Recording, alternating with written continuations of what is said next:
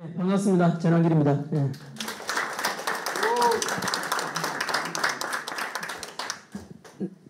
네.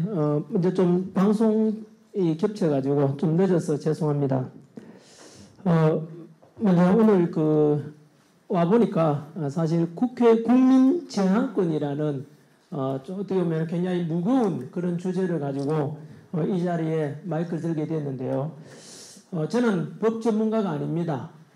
헌법에 대한 전문가도 아니고요. 단지 국민의 상식선에서 알고 있는 범위 내에서 과연 지금 탄핵 정국 속에서 만약에 대통령이 저는 각하되고 헌법재판소의 탄핵 심판이 각하되고 직무 복귀될 것이라 100% 확신합니다만은 현재 국민들이 되게 답답했습니다. 왜냐하면은 국회에서 국민들이 뽑은 국회의원들 그리고 국민들이 뽑은 대통령에 대해서 현재 지나치 많은 의석수를 확보한 민주당에서 국민이 부여한 어떤 입법권 또는 국회의원의 권한을 넘는 29번의 탄핵 속에서 결국은 대통령은 현재 직무 정지된 상태가 되어 있고 행정부가 식물 행정부가 되어 있습니다. 이런 속에서 과연 국민들이 바라볼 때 국회의원들의 지나친 이런 권력 행사가 과연 국민들이 부여한 국회의원들의 선을 넘는 건 아닌지, 너무나 국가가 지금 행정부가 마비된 상태에서 대통령도 없고 국무총리도 없고 국방부 장관도 없고 또 행안부 장관도 없고 이런 상황 속에서 전쟁이 나면 어떡하나. 그래서 이 시국에서 현재 국민들은 다 불안해하는 상태에서 국민들은 무엇을 할 수 있는가. 우리도 분명히 대한민국은 우리 국민이 주인이지 않습니까? 그런 속에서 다들 의구심을 품고 있고 다들 그래서 이런 주제가 국민 제한권에 대한 것도 한 번쯤은 이슈가 되고 이렇게 해서 논의하는 것도 국민들의 알 권리 또는 국민들에게 궁금해하는 것에 대해서 또는 전문가분들이 해야 될 마땅한 역할이라고 저는 생각을 합니다. 그래서 오늘은 한 번 더 말씀드리지만 저는 법 전문가가 아닙니다. 국민 상식선에서 제가 알고 있는 상식선에서 말씀드리면 대한민국 헌법의 1조는 다 알다시피 대한민국 민주공화국이고 모든 주권은 국민에게 있고 권력은 국민으로부터 나온다. 이게 헌법 1조 내용입니다. 그래서 이 헌법 1조에 근거해서 말씀드리면은 현재 모든 국민들이 생각은 하고 있지만은 우리가 주권 행사할 방법이 마땅히 있는가? 투표를 통해서 국회의원 뽑고 투표를 통해서 대통령 뽑고 그것이 다인데 이렇게 뽑아놓은 국회의원들과 대통령이 우리 뜻하는 대로 아닌 다른 방법으로 가고 있으면 어떡할 것인가에 대해서 헌법에는 나와 있지만 우리 국민 제한권에 대한 사전적인 의미를 제가 말씀드리겠습니다. 국민 제한권이라는 것은 바로 국민이 주권에 대해서 중대한 도전을 받고 그런 속에서 마지막 헌법 보호수단이자 기본권 보장 최후의 수단으로서 국민의 권리, 자유를 지키기 위해서 실력으로 제한하는 것, 이게 바로 제한권에 대한 사전적인 의미입니다. 그러면은 현재 대한민국은 현재 헌법으로 현재 국가의 여러 시스템으로서는 도저히 해결할 수 없는 심각한 상황인가에 대해서 한 번쯤은 생각해 봐야 되지 않겠습니까?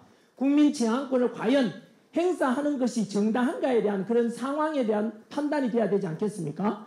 다들 아시다시피 지금 현재 대한민국 대통령은 현재 국회에서 탄핵 의결을 가결시켜서 헌법재판소에서 탄핵 심판을 지금 기다리고 있는 중입니다.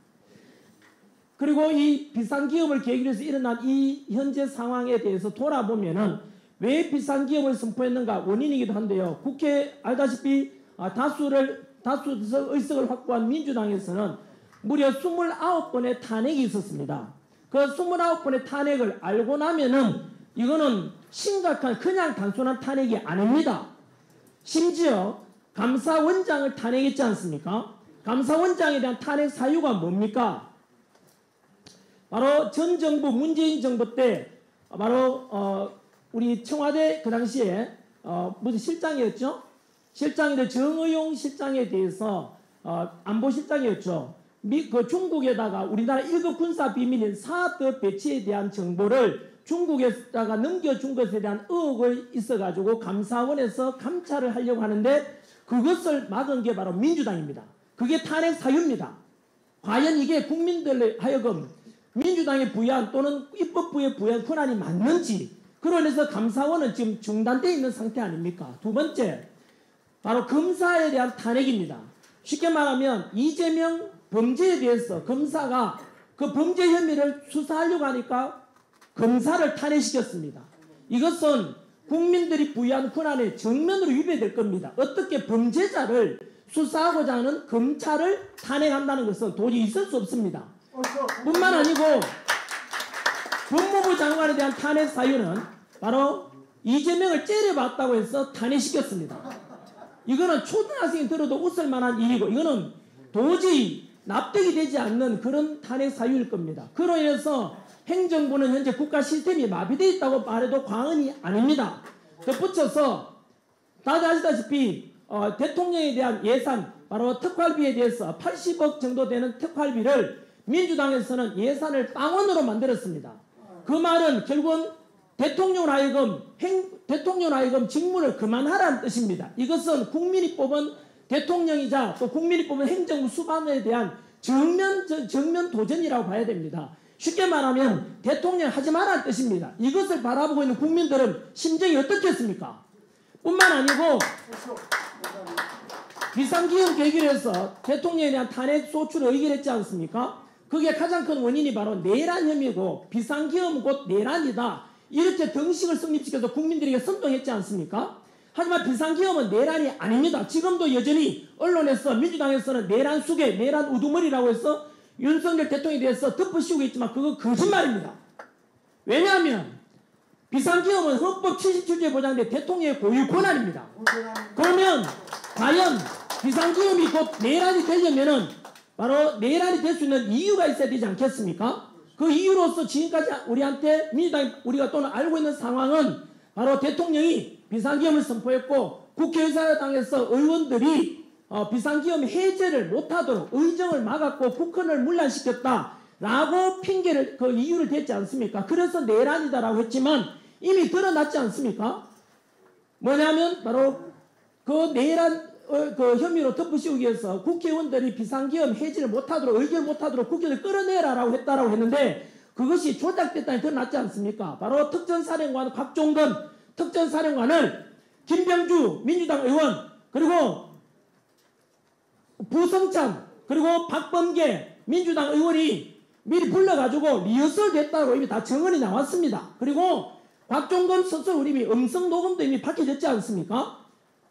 저쪽에서 자꾸 내란을 덮으시려고 한다. 어떻게 하겠냐 해서 결국은 회유됐다는 것이 지금 뭐 이미 우리 헌법재판소에서 심리 과정에도 드러난 겁니다. 제가 새로운 거 주장한다면 민주당이 저를 고발하겠지만 이미 드러난 거를 제가 한 번 더 확인해 드리는 겁니다. 그리고 대통령이 바로 명을 내렸다고 또 거짓말한 게 바로 체포명단 파악했지 체포명단 그거 역시 국정원 차장 홍장원이 받았다는 그 메모도 바로 민주당의 박선원 의원에 의해서 그 감정평가를 했는데 감정평가가 뭐라 하죠? 자피평가. 그거 역시 마찬가지로 그 역시 조작됐다고 지금 드러나고 있지 않습니까? 앞으로 그 수사가 진행돼야 되는 상황이면서 여하튼 그러면 대통령에 대해서 비상기금은 내란이었지만 그 내란이 아니라는 게 드러난 겁니다. 그런데 이 사실을 민주당도 진작보다 알았습니다. 어떻게 알았냐면은 현직 대통령에 대한 탄핵 소추에 대한 이유는 두 가지밖에 없습니다. 외환 아니면 내란입니다. 근데 내란 혐의가 아무래도 지금 드러났다시피 조작됐지 않습니까? 민주당에 의해서. 이거 엄청난 범죄입니다. 이거는 국헌문란입니다. 그런데 그것을 알았기 때문에 외환을 처음에 덮으시고 했던 거 기억나십니까? 비상기금 직후에 대통령에 대해 외환 덮으시려고 윤석열 대통령이 북한에다가 풍선을 보내든지 그다음 드론을 보낸 데 있어 북한에다가 외부에서 환란을 일으키고자 했다라고 민주당이 주장했지 않습니까? 민주당 다 들었지 않습니까? 근데 왜 지금 조용하죠? 거짓말했다고 드러났지 않습니까?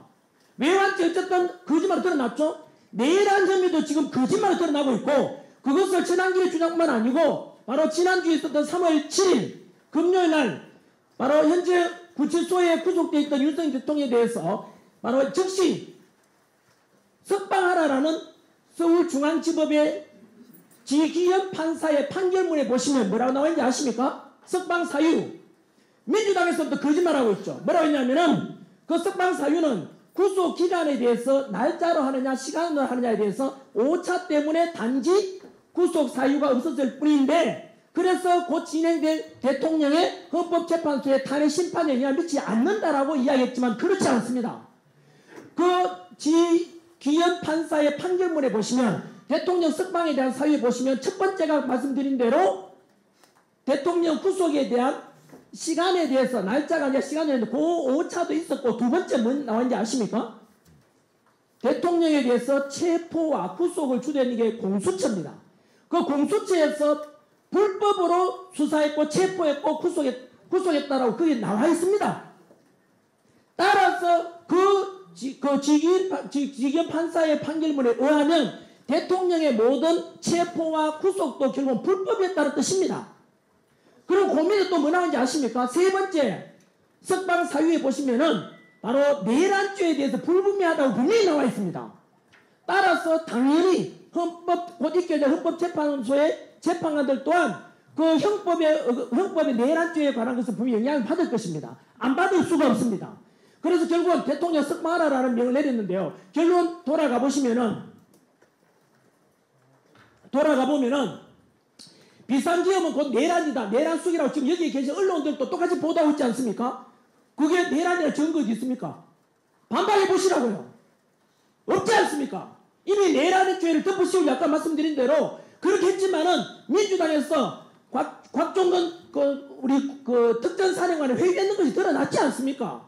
그리고 홍장원의 메모 역시 마찬가지로 훼손되었다고 결국은 헌법재판소 심리관이 드러났지 않습니까? 결국은 대통령에 대해서는 이처럼 내란에 관한 것도 불분명합니다.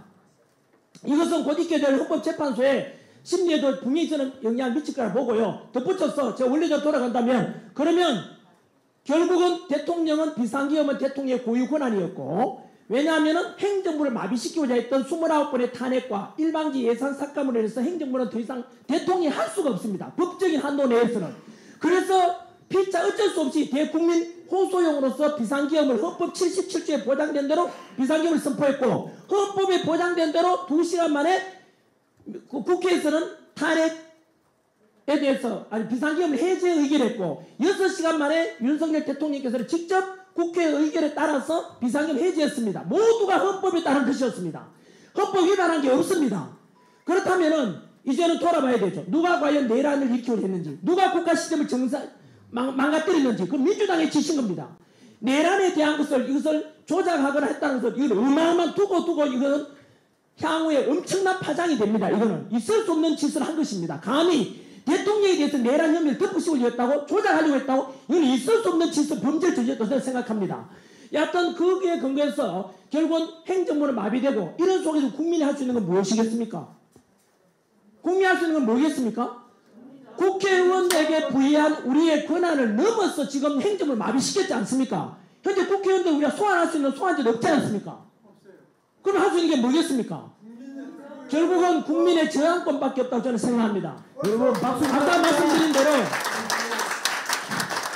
이 국민 저항권은 좀 듣기에는 공포감을 주지만은 이것은 바로 현재 국회에서 했던 금방 말씀드린 그런 사례들을 들어볼 때 우리는 민주공화국의 주인은 국민입니다. 우리가 주인입니다. 국민이.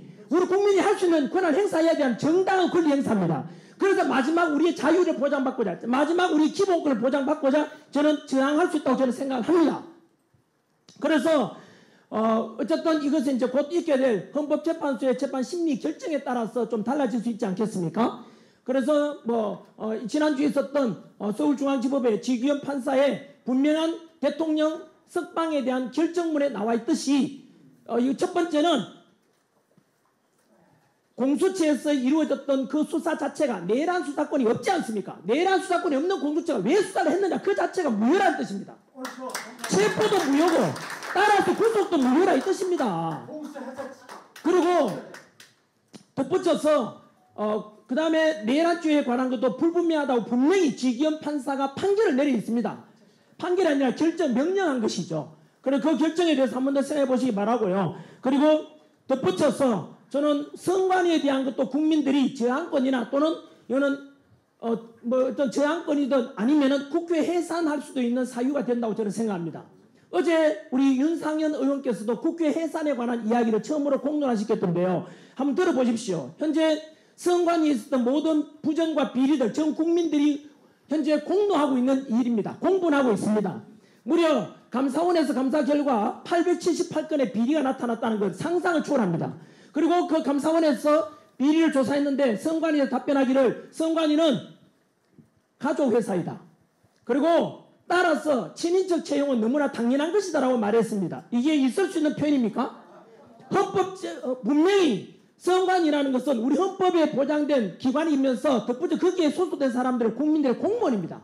국민들이 내 세금을 운영한단 말입니다. 그런데 어떻게 우리 가족회사라고 할 수 있습니까? 이거는 국민들의 권리를 완전히 박탈하는 선관위의 존재 자체를 그거는 부정하는 전 발언이라 생각하고, 두 번째, 감사원에서 선관위의 그런 많은 문제에 대해서 지적했는데 헌법재판소에서 권한쟁의 심판 내리기를 독립기관인 선관위에 대해서 감사원이 감사를 하는 것은 감찰하면 잘못되었다 하면 안 된다고 했습니다. 있을 수 없는 일입니다. 어떻게 도둑놈 집단인 선관위에 대해서 내부적으로 감찰하라고 해결이 됩니까?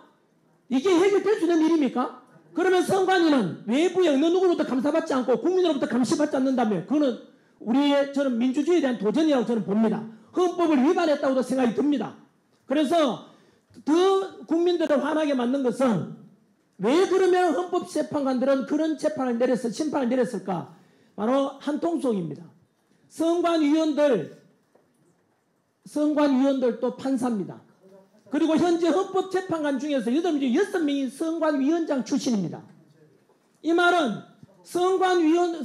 선거관리위원회도 바로 그 전부 다 판사들이 주도하고 있고 헌법재판소도 판사들이 하고 있고, 그리고 우리가 부정선거에 대한 건 우리가 소송 제기하면 그 심판도 역시 판결도 사법부가 합니다.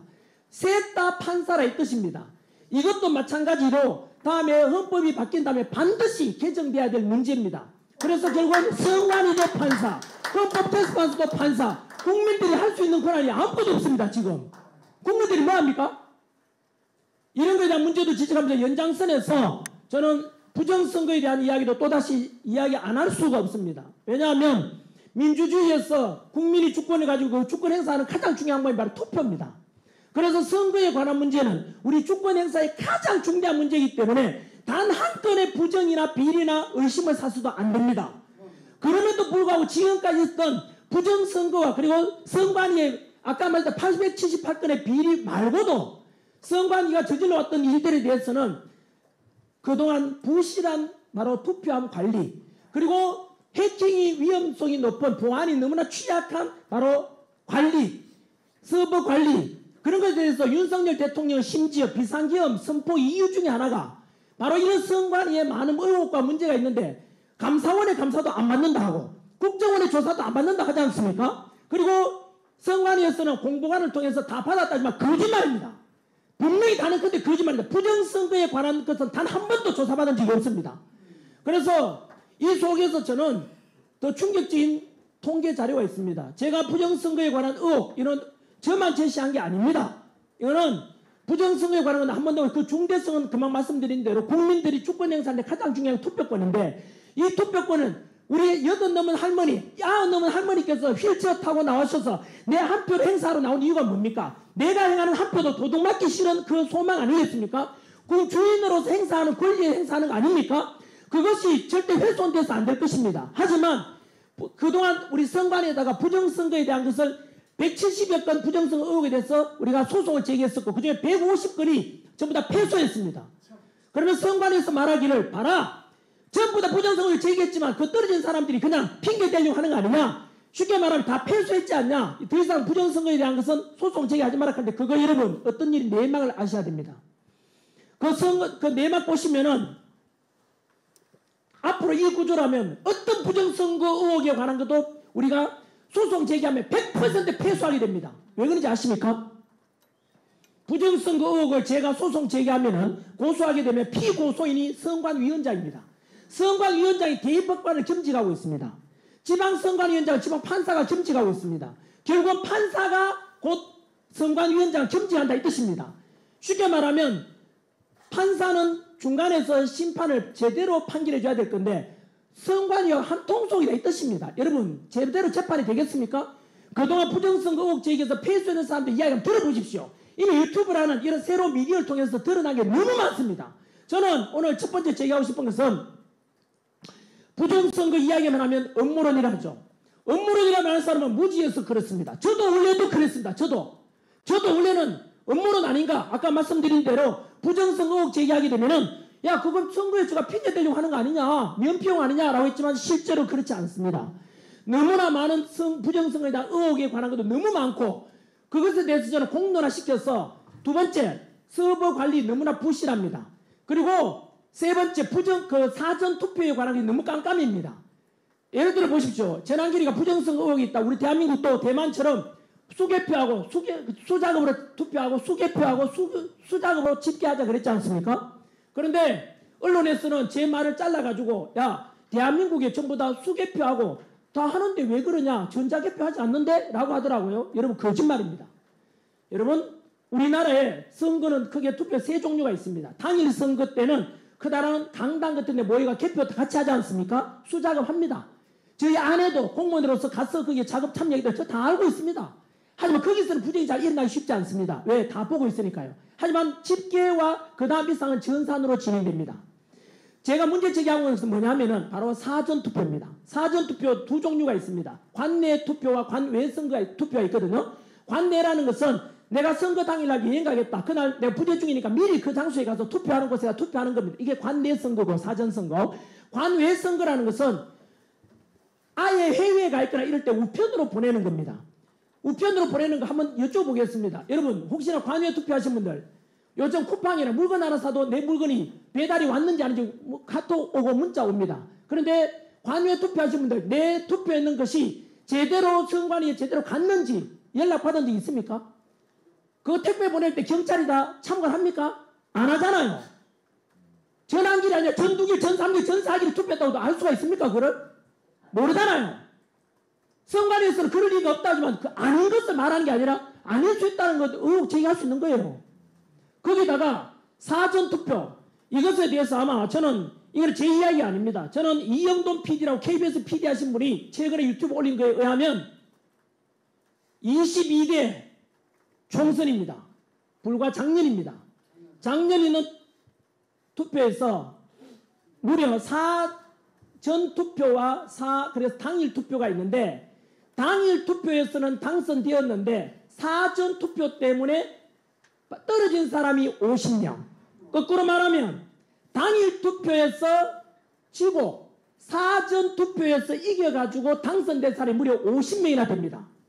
그러면 사전 투표에 대해서는 한 번 더 말씀드리겠습니다. 관내를 하든 관외를 하든 간에 당신들이 참관인 속에서 전부 다 참관하면서 확인했습니까? 당일 투표는 화면에 나오지 않습니까? 강당에서 모여서 하니까. 하지만 사전 투표에 대해서는 깜깜이 아닙니까? 자신 있게 나는 다 확인했다 말할 수 있는 사람 있습니까? 선관위 직원들도 그렇지 못할 겁니다. 그래서 심지어 50명이나 이렇게 사전 투표와 사후 투표를 통해서 당일 투표를 통해서 당락이 바뀌는 것에 대해서 투명성 있게 가야 되지 않습니까? 그래서 저는 이 문제는 만약에 저는 확인한다 또는 확실하다 말은 하지 않겠습니다. 부디 이영돈 PD가 올렸던 그것을 보게 되면 우리나라 통계학의 굉장히 권위자입니다. 서울대학교 박성현 교수님이 통계학 그쪽이 굉장히 권위자인데 그분이 말씀하시기를 사전 투표에서 득표수 전산화된 걸 보는데 이것은 신이 개입하지 않으면 나올 수 없는 통계라고 말했습니다. 한 번 더 말씀드릴게요. 사전 투표에 대해서 득표수 통계 자료를 보니까 신이 개입하지 않으면 이루어질 수 없는 통계 자료가 나왔다고 말했습니다. 이거는 통계학 전문 교수님의 표현입니다. 단순히 우리가 음모론이라 하는 사람들 그걸 끝까지 주장하는 사람은 무식하거나 듣고자 하는 사람일 겁니다. 저는 단호히 말씀드립니다. 그래서 저는 이 부정선거에 관한 것은 어제 윤상현 의원께서 우리가 국회 해산해야 된다는 그런 말씀 하시던데 저 역시 마찬가지 이것이 사실이라면 이거는 국회 해산의 사유도 된다고 생각합니다. 박수 한번 주세요. 박수 한번 주세요. 정리하겠습니다. 선관위에 대해서 부정선거에 관해서 많은 언론들 보고 계십니다만은 저는 분명히 제안했습니다. 현재 우리나라는 선관위, 보시다시피 선관위 누가 믿습니까 지금? 깜깜이로서 자기 가족의 가족 등여와 이게 말이 됩니까 이게? 감사도 받지 하지 않습니까? 이런 선관위가 하는 일들에 대해서 우리가 신뢰할 수 있습니까? 없지 않습니까? 그리고 전환길이가 선관위를 비판했습니다. 전환길이가 선관위 비판했는데 민주당이 전환길을 고발했습니다. 민주당이 답변하셔야죠. 전환길이가 민주당 비판하는 게 아니라 선관위 비판했는데 왜 민주당이 저를 고발합니까? 이유를 말해야죠. 공범이란 뜻이지 않습니까? 덧붙여서 국민의힘에서 사전선거 없애자, 우리 다시 선거에 대해서 우리 선거제도에도 개선하자라고 법률안을 제시했는데 민주당 답변하셔야죠. 이대로 듣고 갈 것입니까?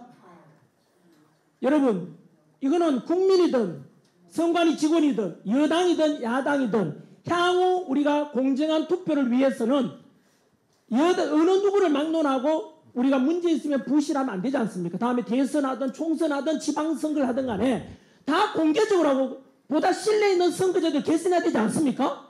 이거 듣고 가자 한다면 그 듣고 가자는 그 당은 그 사람은 범인입니다. 부정선거 주제에 뜻이지 않습니까? 이렇게 불신뢰가 많은데 왜 개선하지 않습니까? 저는 제가 생각하는 대안은 이렇습니다. 처음에 이미 2달 전에 제가 제안한 것처럼 대만식 선거를 제안합니다. 대만은 전 세계 IT 강국이다. 반도체 수출 1등 국가지만 절대 전산하지 않습니다. 초등학교 반장 선거 하듯이 그 자리에서 투표하고 투표함 이동 없이 그 자리에서 개표하고 참관인 보는 데서 그 자리에서 투표함 이동 없이 집계까지 다 합니다. 왜 투표함 이동하지 않겠습니까? 혹시라도 있을 수 있는 부정의혹을 사전에 방지하고 두 번째 왜 전산을 안 하겠습니까? 못하는 게 아닌 게 안 하지 않습니까? 왜 안 하겠습니까? 전산하는 것은 중간에 아까 박성현 교수가 이야기한 것처럼 통계상에 누군가가 해킹을 통해서 의도적으로 조작할 가능성이 있기 때문에 절대로 사전에 그런 부정의 가능성을 없애고 차단하기 위함 아니겠습니까? 대만처럼 불과 우리 보름 전에 독일도 역시 수작업을 합니다. 독일의 유권자가 5,300만 가까이 돼 5천만이 넘는데 그거 수작업으로 개표하는데 8시간 만에 다 했답니다. 여러분 독일도 역시 선진국인데 왜 그만 전산화하지 않겠습니까? 바로 이겁니다. 민주주의의 근간은 선거고 그 주권 행사가 가장 중요한 말이 바로 투표 선거인데 그 선거만큼은 가장 공정하고 가장 국민들이 설득력 있는 쪽으로 가야 되지 않습니까? 따라서 우리는 다음에 어떤 선거가 있더라도 그 되기 전에 저는 절대로 전산하지 말고 우리 국민들 기다릴 수 있지 않습니까? 그냥 수개표 그 자리에서 반장 선거하듯이 그렇게 하자는 것을 제안하고 우리가 사전투표에 대해서 보십시오. TV 보다 보면 A 후보, B 후보, 유력 또는 뭐 이렇게 나오지 않습니까? 근데 한참 개표하다가 사전투표 통계가 탁 나오잖아요. 그 사전투표 통계자료 본 사람 있습니까? 모르잖아요. 그냥 TV에 나오는 걸 받아들이잖아요. 그래서 아까 이영돈 PD가 지적한 대로 이거는 어마어마한 사건입니다. 그분이 단순히 우기는 게 아니라 통계 자료를 가지고 밝히고 있습니다. 통계를 해보니까 당일 투표에서 떨어졌던 사람이 사전 투표를 통해서 합산해보니까 당선으로 바뀐 사람이 50명이래요. 50명.